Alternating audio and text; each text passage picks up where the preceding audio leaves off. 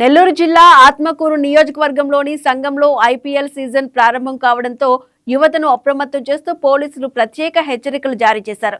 Cricket మ్యాచ్ల పేరుతో జరుగుతున్న ఆన్లైన్, ఆఫ్లైన్ బెట్టింగ్లకు దూరంగా ఉండాలని సంఘం ఎస్ఐ రాజేష్ మీడియా ద్వారా స్పష్టం చేశారు.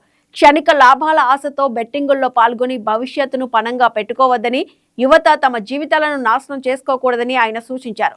ఇదే సమయంలో తల్లిదండ్రులు కూడా తమ పిల్లల ప్రవర్తనపై ప్రత్యేక దృష్టి పెట్టాలని, అనుమానాస్పద కార్యకలాపాలు గమనిస్తే వెంటనే పోలీసులకు సమాచారం అందించాలని కోరారు.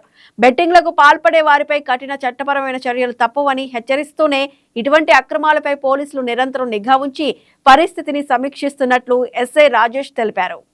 రీసెంట్గా ఐపీఎల్ 2026 స్టార్ట్ అయింది కాబట్టి ప్రజలందరూ వినోదాన్ని వినోదంగానే తీసుకోవాలి తప్ప అనవసరంగా బెట్టింగ్లు, ఈ అసాంఘిక కార్యకలాపాలకు పాల్పడి వాళ్ళ జీవితాలని పాడు చేసుకోవద్దని విజ్ఞప్తి చేస్తున్నాము.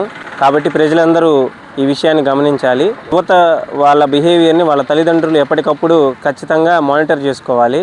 ఎందుకంటే పిల్లలు తెలియక వాళ్ళ ఫోనుల్లో ఈ యాప్స్లో కానీ లేదా ఫ్రెండ్స్ మధ్య ఈ బెట్టింగ్లని అవసరం లేని అత్యాశలకు పోయి వాళ్ళ జీవితాలు పాడు చేసుకుంటారు. కాబట్టి తల్లిదండ్రులు వారిపై నిరంతర నిఘా పెట్టాలి.